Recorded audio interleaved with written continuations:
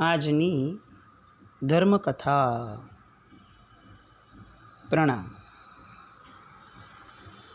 મબલક માનવ સંપત્તિના પ્રદેશ એવા પાટણમાં જન્મી અને હવે કોઈ અદ્રષ્ટ કિંતુ સ્પષ્ટ સત્યની શોધમાં અલગારી થઈને આત્મબ્રહ્મમાં લીન થવા નીકળી પડેલા મુનિરાજ શ્રી ભદ્રંકર વિજયજી મહારાજ. દીક્ષા જીવન એ જાણે પોતાના અંદરમાં રહેલા વગડાની અંદરમાં પ્રવેશ કરવા જેવું છે. વિશ્વના પ્રત્યેક જીવ સાથે પૂર્ણ સંવાદિતતાનો સેતુ રચવાના નિશ્ચય સાથે એમણે આ યાત્રામાં પગરણ દીધા હતા. એમનું ભવ્ય ગૌરભાલ કપાળ હવે વધુને વધુ દેદીપ્યમાન બન્યું સંયમના તેજથી.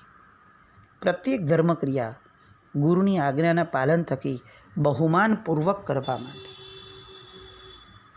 એમને જાણ હતી કે સંયમની 100% યોગપૂર્વકની રક્ષા એ શ્રમણ જીવનનો પ્રાણ છે. અને એથી જ બહુ જ ઓછા સમયમાં તેઓ સાધુ સમુદાયમાં તરત જ પ્રીતિપાત્ર બન્યા. અને શ્રી સંઘ પણ આ નવદીક્ષિતની અપ્રમત્ત સાધના જોઈ પ્રસન્ન થયો.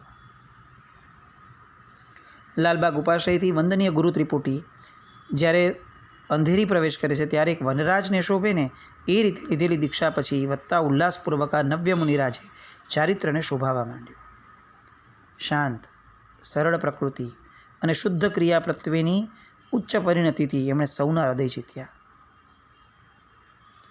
તેમના આચાર વિચારમાં વિસ્તૃત થઈ રહેલા ચેતો વિસ્તાર એની ઝાંખી કોઈથી અછતી ન રહી. એ દરેકને કંઈક અલગ લાગવા લાગ્યા. દરેક વ્યક્તિ એમની દરેક ક્રિયા જોઈ અને એટલું સમજી શકતો હતો કે આ કંઈક અલગ છે. આ મહાપુરુષ કંઈક અલગ છે. પ્રથમ દીક્ષા વર્ષ વિક્રમ સંવત 1987 એટલે કે ઈસવીસન 1930 અંધેરીમાં ઉપદાન તપ કરાવવાનું નક્કી થયું. દાનસુરી મહારાજ, પ્રેમ વિજયજી મહારાજ ઉપાધ્યાયજી અને ગુરુદેવ પન્યાસ રામ વિજયજી મહારાજ એમની શીરડી છત્રછાયામાં મુનિરાજ શ્રી ભદ્રંકર વિજયજી મહારાજે રત્નત્રયી અને તત્વત્રયી એની નિર્મળ આરાધના કરવાની શરૂ કરી. એમની મહાદીક્ષા, વડી દીક્ષા જેને કહી શકાય નવ દીક્ષિતોની, એ મહાસુદ છઠ 1987ના પાવન દિવસે થઈ. અને એ પછીથી એમણે જ્ઞાન સંપાદનનો અપૂર્વ યજ્ઞ શરૂ કર્યો. મહોપાધ્યાય યશુ વિજયજી મહારાજ સાહેબ વિરચિત અમૃતવેલની સજ્જાઈ સાથે પંચસૂત્ર, પ્રશમરતિ, શાંત સુધારસ, યોગશાસ્ત્ર, ધર્મબિંદુ પ્રકરણ, અષ્ટકો, ષોડશકો, વિંશિકાઓ, 32ઓ, યોગ દ્રષ્ટિ સમુચ્ચય, યોગ બિંદુ, તત્વાર્થ સૂત્ર, લલિત વિસ્તરા, અધ્યાત્મસાર, સન્મતિ તર્ક આવા તાત્વિક ગ્રંથોનું ઊંડું અધ્યયન, ચિંતન, મનન આવા ભાવપૂર્વક એને કંઠસ્થ અને આત્મસાત કર્યા. અને એ બધામાંથી પોતે પોતાની માટે અખૂટ જ્ઞાન ગંભીર્ય સાથે અતુલનીય સમતા પ્રાપ્ત કરી શક્યા. ઉપદેશ પાળવા માટે, જ્ઞાન ગ્રહણ કરવા માટે અને સદભાવ આપવા માટે છે. ફરીથી, ઉપદેશ પાળવા માટે છે, આપવા માટે નથી. જ્ઞાન ગ્રહણ કરવા માટે છે, પ્રેરણા કરવા માટે નથી. અને સદભાવ આપવા માટે છે, માંગવા માટે નથી. આ સૂત્ર જે છે ને એમણે જીવનભર એમની જીવન સરિતાના નીરની અંદરમાં વહાવ્યું હતું. ઉપદન તપ, ઉજમણા બધું રંગે ચંગે સંપન્ન થયું અને મહાત્માનો ત્યાંથી વિહાર થયો. અને ગિરિરાજ પ્રત્યેનો એમનો જે સૌ પહેલો પાદ વિહાર છે એ ત્યાંથી એમની માટે શરૂ થયો. ઈસવીસન 1931નો ભારતનો એ કાળ એવો હતો કે જ્યારે જૈન શ્રમણોના આ વિકટતમ વિહારો માટે ફિરંગીઓને અનહદ આશ્ચર્ય હતું. કાંકરાવાળા રસ્તે કે રેલના પાટા માર્ગે અનેક પ્રતિકૂળતાઓની વચ્ચે ચાલી અને આ બધા સંન્યાસીઓ શા માટે ખુલ્લા પગે, ખુલ્લા માથે ને ખાલી હાથે આમ દૂર દૂર સુધી જતા હશે એનું વિસ્મય એમને સદાકાળ માટે રહેતો. હજી દરેક ઠેકાણે રેલગાડી શરૂ થઈ નહોતી. ઊંટ સવારીઓ પણ ચાલતી, બળદગાડા પણ ઝડપી ચાલે, ઘોડાગાડી, ટ્રામ વગેરે પણ જવલ્લે દેખાતા હતા. પણ આખું જીવન પગે ચાલવું એ તો વિસ્મય પમાડે એવું હતું. લોકો પગે ચાલીને, હોડી દ્વારા, સાયકલથી પણ પ્રવાસ કરતા અંતરિયાળ વિસ્તારમાં. પણ શ્રમણો જ્યારે લાંબા વિહારો કરીને જ્યારે ગામમાં પહોંચે ત્યારે મુખ્ય જે એક કષ્ટ પડતું એ હતું કે જૈનોના ઘર ન હોય એવા ગામની અંદરમાં અન્ય ધર્મીઓને સમજાવીને પીવાનું પાણી ઉકાળાવીને ઠરાવવું એ સૌથી મોટું કષ્ટ હતું. પોતાની માટે એક પણ વિરાધના ન થવી જોઈએ આવી જેની ટેક છે એ ગોચરી માટે પોતાની કંઈ પણ ન કરાવે એ સમજી શકાય. ઉકાળેલા પાણી માટે શું કરવું? સચિત તો વાપરવાનો પ્રશ્ન નથી આવતો. એટલે પાણી ઠરાવવા માટે પ્રેરણા કરવી પડે, કેવી રીતે ઠારવું એની પણ વાત કરવી પડે. ખપે એવી ગોચરી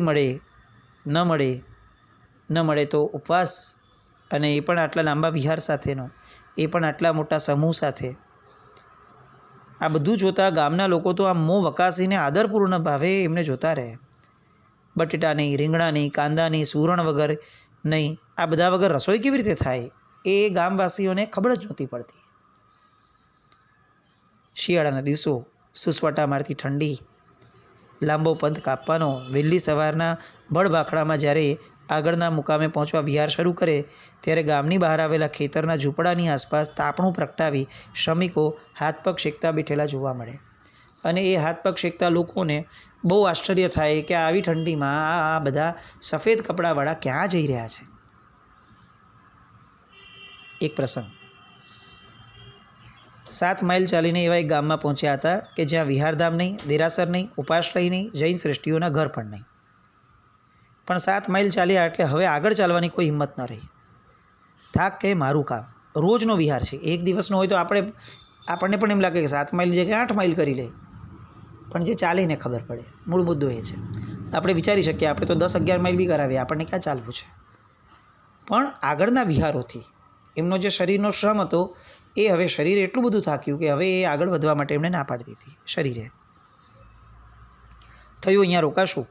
એટલે ત્યાં જઈને ગામની શાળાની પરસાળ માટે પૂછવા ગયા, કારણ કે આગલે દિવસે પણ જ્યારે આવું કંઈ ન હતું ત્યારે ગામની શાળામાં રોકાયા હતા. એટલે આ વખતે પણ એમ થયું કે ચાલો ગામની શાળામાં રોકાઈ જશું. પણ પૂછવા ગયા તો ખબર પડી કે આજે તો જાહેર રજા છે, શાળા બંધ છે, અને ચોકીદાર જે છે એ તો ચાવી લઈને બાજુના ગામમાં હટાણું કરવા ગયો છે. તો એમ બીજો વિકલ્પ થયો કે ચાલો કોઈ મહાદેવનું મંદિર હશે, એ મહાદેવના મંદિરના ચોકમાં રોકાઈ જશું. એટલે બધા મહાત્માઓ ત્યાં ગયા. તો ત્યાં જઈને જોયું તો હિન્દુ સંન્યાસીઓ ઓટલા ઉપર લાંબા થઈને ચલમ ફૂંકી રહ્યા હતા. એમનો હાવભાવ અને લાલઘુમ આંખ જોઈ અને ગુરુ ભગવંતોને એવું લાગ્યું કે અહીંયા રોકાવું ઠીક નથી. આનો પહેલાંના વિસામાં આગળના દિવસોમાં ક્યાંક કોઈ એક જગ્યાએ તાર ઓફિસમાં રાત્રિ મુકામ શક્ય બન્યો હતો. પણ અહીંયા તો તાર ઓફિસ પણ નથી આ ગામમાં. હવે કરવું શું એ વિચારતા સૌ ઊભા હતા. અને ત્યારે મુનિરાજ ભદ્રંકર વિજયજી મહારાજ એ પોતાની બાજુમાં રહેલા સાધુ ભગવંતને કહે છે કે આપણે વિકલ્પ કરવાના બદલે નવકાર ગણીએ તો કેવું. નવકાર ગણાયો. કેટલીક ક્ષણો પસાર થઈ હશે ને ત્યાં જ શાક બકાલું લેવા નીકળેલી 2 પટલાણીઓએ ધ્યાન જગાવ્યું એમનું, અને એમણે તરત જોરથી પૂછ્યું કે મહારાજ કોનું ઘર હોદો છો? કાઠિયાવાડના ગામો, પાલીતાણા અને તીર્થધામની યાત્રા કરવા નીકળ્યા છે, આ બધી વાતો કીધી. અને આ બંને બહેનોએ જાણે સાંજમાં જ કંઈક સમજી લીધી હોય વાત. એમ થતાં પ્રૌઢ ગૃહિણીએ કીધું, તો તમે હંધાય અમારા ગામના અતિથિ છો, એમ કંઈ અમે રોટલો ને ઓટલો આપવામાંથી થોડી વયા જશું. પાલીતાણાના મહુવાપાએ અમારું મૈયર છે, હાલો હંધાય ઝટ પગ ઉપાડો, ઓસરી ફળિયું મોટા છે, હંધાય હમાઈ જાઓ. અને બંને બહેનો પ્રસન્ન થતી પોતાના ઘર તરફ દોરી ગઈ. નૌકાર કરે ભવપાર, આવું આપણે કેટલીય વાર સાંભળ્યું છે. આપણને જીવનમાં ક્યારે કોઈક નાનકડા વિષયમાં પાર થવા માટે નૌકાર યાદ આવ્યો હશે. આ એક પ્રસંગો, આ તો બહુ જ સામાન્ય શરૂઆત છે. આપણે જે ભદ્રંકર વિજયજી મહારાજ સાહેબનું જીવન જોવું છે અને એ સંયમ જીવનની જે વાતો છે, એક પ્રસંગો છે, એક પ્રસંગમાં આપણને ખ્યાલ આવશે કે આ અસામાન્ય વ્યક્તિત્વ હતું. અસામાન્ય. બધા ગયા ત્યાં. પન્યાસરામ વિજયજી મહારાજ સાહેબ શિષ્યોને સમજાવતા કે જો થોડી કસોટી તો આવશે જ, પણ પછી જે વિહારમાં તમને અકલ્પનીય સહાય મળે છે ને એ સહાય શાસન રક્ષક દેવો દ્વારા મળતી હોય છે. અજાણ્યું ગામ હોય, ઘર ભલે નાનું હોય, પણ મન અહીંયા બધાના મોટા જ રહેવાના, કારણ કે આ આર્ય સંસ્કૃતિને પાળતા આર્ય દેશની ભૂમિ છે. અહીંયા ઘી વગરનો રોટલો મળે તો પણ કશો વાંધો નથી, કારણ કે અહીંયાનો માણસ એ સ્નિગ્ધતાથી લસલસતો હોય છે.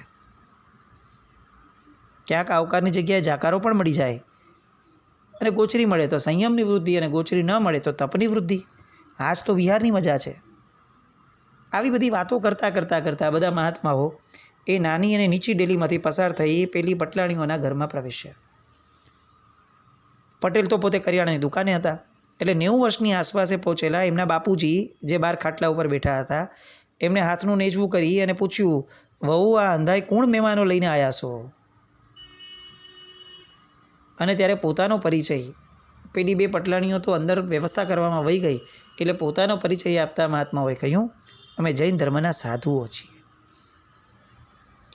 એટલે તરત જ પેલા વૃદ્ધ એ હાંફળા ફાફડા થઈને નાનકા પોતરાને બોલાવ્યો અને ઝટ કીધું કે જા બાપુજીને બરકવા જા, અને પોતે રસોડાની બહાર રહી અને પૂછ્યું, વહુ બેટા, હું મદદ કરું?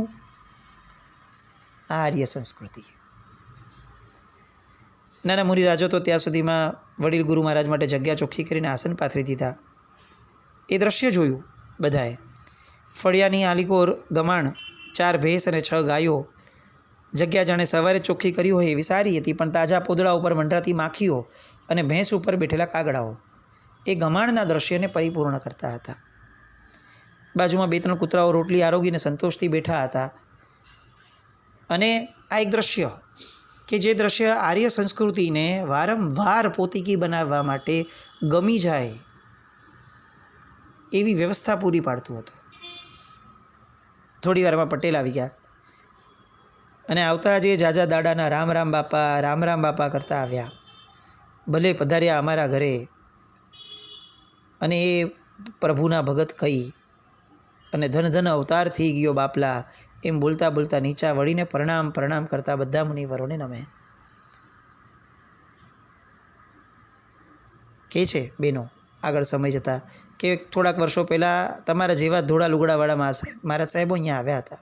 અમને બધું હંધુય સમજાવ્યું હતું તમારા ધર્મનું, અને રાતે અહીં જ રોકાણા હતા, અને અવારે અમારી આંખ ઉઘડે ત્યાં તો જવા માટે તૈયાર થઈ ગયા હતા. અંધાઈ પીઠ અને કમર ઉપર બાંધેલ વીટલાઓ અને પાત્રાઓ છોડીને પડીલેણ કરીને તમામ મુનિ ભગવંતો એકાસના અને આંબિલ વગેરેના પચકાણ પારે છે. સામે ભગવાનને સ્થાપી એમને વંદન કરી અને અમુક મુનિરાજો પોતાના ગ્રંથો ખોલી સ્વાધ્યાય કરવા બેસે છે. કેટલાક ગાથા પાકી કરવામાં લાગી ગયા. કોણ કહે છે કે સંયમ માર્ગ કઠિન નથી? સંયમ માર્ગ કઠિન છે જ. આ કઠિનાઈ નથી તો શું છે? પણ આ કઠિન માર્ગ પણ ગુરુ કૃપાથી કેટલો સરળ બની જાય છે એ પણ આ જ દ્રષ્ટાંત આપણને સમજાવે છે. વૈરાગ્ય વાસિત થયા પછી આત્મભાવને પ્રાપ્ત કરવા માટે બુદ્ધિની જરૂર નથી. જરૂર છે માત્ર વિનય, સમર્પણ અને શ્રદ્ધાની. અને પન્યાજી મહારાજ, એ સમયના મુનિરાજ એ રામ વિજયજી મહારાજ સાહેબની સાથે બેસે છે, અને એમને વાત કરે છે કે સાહેબ, કેટલો બધો સદભાવ છે આપણા શ્રમણ સંઘ ઉપર, શાવકાવિકો ઉપરાંત આવા અન્ય ધર્મી પાવનજનોનો, જેઓ અજાણ્યા હોવા છતાંય પોતાના આર્ય સંસ્કારના કારણે આંગણે આવેલા અતિથિઓને આમ આદર સત્કાર આપે છે. ભારતીય સંસ્કૃતિ અને જૈન શ્રમણોનો વિહાર, એનું આ જ મહાત્મ્ય છે. બને એટલી હિંસા ટળે, અને વળી આ રીતે જતાં બીજા 2 કામ થાય. એક તો સમાજના રીત રિવાજો અને રસમોનો ખ્યાલ આવે, અને બીજું અન્ય ધર્મીઓને પણ જૈન શાસનના સિદ્ધાંતોનો અને આચાર વિચારોનો પરિચય થાય, અને આ ધર્મ ઉપર એમને બહુમાન જાગે. આ વાત ખરેખર વિચારણીય છે. કેટલાક અપવાદોને બાદ કરીએ તો આવું ચોક્કસ લાગે કે હાઈવેના વિહારો કે જે અતિશય કારમાં સાબિત થઈ રહ્યા છે પરમાત્માના શાસન માટે, એની જો ખરેખર અનિવાર્ય આવશ્યકતા ન હોય તો ગામડાઓમાંથી થતા વિહારો એ સાધુ ભગવંતોના પ્રાણની રક્ષણ માટે ઉપકારી છે, એ તો છે જ, પણ એનાથી વધારે પરમાત્માના શાસન અને આર્યાવર્ત માટે પણ એટલા ખૂબ ઉપકારી છે. હાઈવેથી જલ્દી પહોંચાય એની ના નહીં, પણ ગામડામાંથી જઈએ તો કેટલાયને સાથે લઈને પહોંચાય. સામા ક્ષેત્રે નહીં, મોક્ષ માર્ગે. કેટલાય લોકો જોડાતા જાય આ માર્ગની સાથે સાથે. કેટલાયને બુદ્ધિબીજ પડતું જાય, કેટલાયને સદભાવ થાય, કેટલાને અહોભાવ થાય. અને એના કરતાં આગળ વધીને સાધુ ભગવંતોને ખરા અર્થની અંદરમાં સાધુતા સમજાય. જે કષ્ટને વેઠવા માટે નીકળ્યા છે એ કષ્ટને સામે ચડીને વહોરવા માટે જવું, એનાથી મોટો આનંદ શું હોય. અલબત્ત ચોક્કસપણે જે પણ મહાત્માઓ ગુરુ ભગવંતો હાઈવેથી જતા હશે એ ચોક્કસ કોઈને કોઈ શાસન પ્રભાવનાના કાર્યને સરસ રીતે ન્યાય આપવા માટે જ જતા હશે. પણ આપણે એ વિનંતી આપણા થકી પણ આપણે કરીએ કે સાહેબ ઉતાવળ ન હોય તો આવો ને ગામડામાંથી સાહેબ, સગવડોનું જોઈ લેશું સાહેબ, જે મળશે એમાં કંઈક ને કંઈક સરસ મજાનું દીપી ઉઠશે એમાંથી જ. પણ કમસે કમ આ એક્સિડન્ટ અને વિહારના બેફામ ચાલતા રાત્રિના સમયના વાહનો, એનાથી રક્ષા થાય એનાથી મોટો સુકૃત શું હશે. અહીંયા બપોરનો સમય થાય છે એટલે પટેલો ઓસરીમાં બોલાવવામાં આવે છે અને કહે છે કે અમારા પટેલોના જારના જાડા રોટલા અને ગરમ શેડકડું દૂધ તૈયાર છે બાપલા. હાથે લગરીક મરચાં કાકડીની છીણ પણ વઘારી નાખી છે. હવે જમવા પધારો. એ પછી લુગડા ધોવા હોય તો લુગડા ધોવા માટે પાણીની પણ આપણે ત્યાં ઘણી છૂટ છે. આ એની ભક્તિનો ભાવ. પણ એને કોણ સમજાવે કે અઠવાડિયું થાય, 15 દિવસ થાય ને છતાંય કાપ કાઢવાનો નિષેધ કરે એવા મહાપુરુષો એ અહીંયા આવ્યા છે. મુનિરાજ ભદ્રંકર વિજયજી મહારાજ સાહેબને આ જોઈ સાંભળીને આ રીતે મળતી નિર્દોષ ખોચરી અને નિર્મળ અહિંસક સંયમ જીવન માટે ખૂબ આદર થયો. સાદું જીવન જીવતા આ ગ્રામ્ય જીવો એ સાધુને કેટલા સહાયક બને છે. ખરેખર આ વસ્તુ સમજવા જેવી છે. આપણે પણ સાધુની સૌથી વધુ નજીક એ છે જે સાદું જીવન જીવે છે. આપણે જ્યાં સુધી સાદું જીવન ન જીવી શકીએ ત્યાં સુધી સાદું જીવન જીવવા માટે પણ કટિબદ્ધ બનીએ ને તો પણ પરમાત્માનું શાસન આપણામાં વસે. પણ આપણને સાદાઈ ફાવે જ નહીં. બહુ જ પૈસા વધી ગયા આપણી પાસે, સમૃદ્ધિ તો આપણી પાસે જ છે, પૂર્વના કાળમાં ક્યાં કોઈની પાસે હતી. અને આવા વિચારોથી બહુ જ વિચિત્ર દિશામાં જઈ રહેલી આપણી પ્રજા. એણે આ સત્યને ખરેખર સમજવું પડશે કે પરમાત્માના શાસનની આ બહુ જ મહત્ત્વની કડી છે. સાધુ જીવન ન જીવાય ત્યાં સુધી સાદું જીવન. આ ગ્રામ્ય જીવો કેટલા સરળતાવાળા, કોઈ કપટ નહીં, પ્રપંચ નહીં, સકળ જીવ રાશિ માટે પ્રભુએ જે અનુકંપા ચિંતવી છે એમાં આ લોકો પણ સામેલ થયેલા હતા. એ લોકો સુધી પણ પ્રભુનો અનુગ્રહ પહોંચ્યો તો હોય ને. આજે 2 મહાત્માઓને આંબીલ હતા એ દિવસે. એમણે 9 સિક્કા પાણીમાં 2 રોટલા પલાળ્યા અને આરોગી લીધા. લાંબી વર્ધમાન તપની ઓળી ચાલતી હતી અને વિહારમાં આમ થવાનું જ હતું એ ખ્યાલ હતો. એટલે પ્રસન્નતાપૂર્વક એમણે ઓળી માંડી હતી અને વચમાં ક્યાંક ગોચરની વ્યવસ્થા નહોતી થઈ તો ઉપવાસ પણ કરી લીધેલો. એ જે 2 મહાત્માઓ હતા એમાંના એક એટલે નૂતન દીક્ષિત મુનિરાજ ભદ્રંકર વિજયજી મહારાજ. એમણે એમના સંસારીપણામાં શ્રીચંદ્ર કેવલી ચરિત્ર વાંચ્યું હતું અને એમાં એમણે વાંચ્યું હતું કે વર્ધમાન તપની આંબીલની ઓળીની આરાધનાથી જ સૌભાગ્ય આદિની પ્રાપ્તિ થાય છે. પાંડવોએ પણ આ તપ પોતાના પૂર્વભાવમાં પૂર્ણ કરેલો. ક્ષણિક રાજાની કેટલીય રાણીઓ એમણે પણ આ 100 ઓળી પૂર્ણ કરેલી હતી. ભરત ચક્રવર્તીના બહેન સુંદરીએ પણ 60,000 વર્ષ સુધી આંબીલનો તપ આરાધ્યો હતો. જંબુસ્વામીના જીવે પૂર્વભાવમાં સળંગ 12 વર્ષ સુધી આ તપને આરાધ્યો હતો. તત્વાર્થ ભાષ્યમાં આ તપને રત્નાવલી અને કનકાવલી જેવું પ્રકીર્ણક તપ ગણેલું છે. પન્યાસી મહારાજ એટલે કે એ સમયના મુનિરાજ એમને પોતાના સંસારીપણામાં જ્યારે કોઈ પ્રશ્ન કરતું કે ભગુ શા માટે આટલા બધા આંબીલ કરે છે અને શરીરને સૂકવી નાખે છે, તો એ જે જવાબ આપતા ને એ જવાબ એમને આ ક્ષણે યાદ આવ્યો. અન્ય તપસ્યા જલ્દી પૂર્ણ થાય છે, જ્યારે વર્ધમાન તપ એ નિત્ય વૃદ્ધિ પામતો અને સુદીર્ઘ સમય પર્યંત ચાલતો રૂડો તપ છે. રસત્યાગ અને વિઘ્નજય માટે આ તપ સર્વશ્રેષ્ઠ મનાય છે. વિગયોના ત્યાગથી ચિત્ત ચંચળ થતું નથી. ચિત્તની સ્થિરતાથી અભ્યાસ સારી રીતે થાય છે અને બીજા તપ અંશન સ્વરૂપ છે, પણ આંબીલ તપ એ રસત્યાગ સ્વરૂપ છે અને એટલે જ એ ઇન્દ્રિયના વિજયને શક્ય બનાવે છે. વિકારો નાશ પામવાથી બ્રહ્મચર્ય નિર્મળ બને છે અને સંતોષ વૃત્તિ વધે છે. અન્ય તપના પારણે અન્ન ગ્રહણ કરવામાં આવે, જ્યારે વર્ધમાન તપની દરેક ઓળીના પારણે ઉપવાસ કરવામાં આવે. અન્નનો સર્વથા ત્યાગ કરાય એટલે આત્માના સહજ સુખનો અનુભવ થાય. આ એમની આંબિલ તપ માટેની પોતાની આખી ને આખી ધારણા, માન્યતા, ચિંતન મનનની ધારા. આપણને આ ક્ષણે પન્યાસી મહારાજ માટે કેટલો બધો બહુમાન થાય, કેટલો અભાવ થાય એમના આંબિલ તપ માટે. પણ જેમ દરેક સિક્કાને બે બાજુ હોય છે, એમ આપણે બીજી બાજુ એ પણ જોવા જેવી છે કે એમના આંબિલ માટેના ભાવો આટલા સરસ. આંબિલ તો આપણે પણ કરીએ છીએ. આપણી માટે આંબિલ એટલે શું? આપણી માટે આંબિલ એટલે જે પન્યાસી મહારાજે પોતે પોતાના શ્રાવકપણામાં જે જણાવ્યું હતું એવું આંબિલ ખરું? આપણું આંબિલ એ ખરેખર રસત્યાગવાળું ખરું? આપણું આંબિલ એ ઇન્દ્રિય વિજયવાળું ખરું? આપણું આંબિલ એ વિકાર નષ્ટક ખરું? આપણું આંબિલ એ સંતોષ વૃત્તિ વધારનારું ખરું? આપણું આંબિલ સહજ સુખનો અનુભવ આપનારું ખરું? આ બધી વાતો ખાસ ખાસ ખાસ વિચારવા જેવી. આપણે આપણા આંબિલને શુદ્ધ બનાવીએ. એ પણ પન્યાસી મહારાજની સ્મૃતિમાં એક સરસ મજાનું ડગલું હશે. એ રસત્યાગ માટે છે, એ રસ પોષણ માટે નથી. એ વાતને દરેક ક્ષેત્રે લાગુ પાડવાનો પ્રયત્ન કરીએ. પછી આપણું ઘરનું આંબિલ હોય કે પછી સંઘની અંદરમાં આંબિલ શાળામાં થતું આંબિલ હોય, એ રસત્યાગ માટે છે. આ વાતને સદાકાળ યાદ રાખીએ અને જે ઘટે છે ને એને પૂરવા પ્રયત્ન કરીએ. જીનાજ્ઞાવૃત્ત કંઈ પણ બોલાયું હોય તો મિચ્છામિ દુક્કડમ. વધુ વાત આવતીકાલે આગળ વધીએ. જૈનમ જયતિ શાસનમ.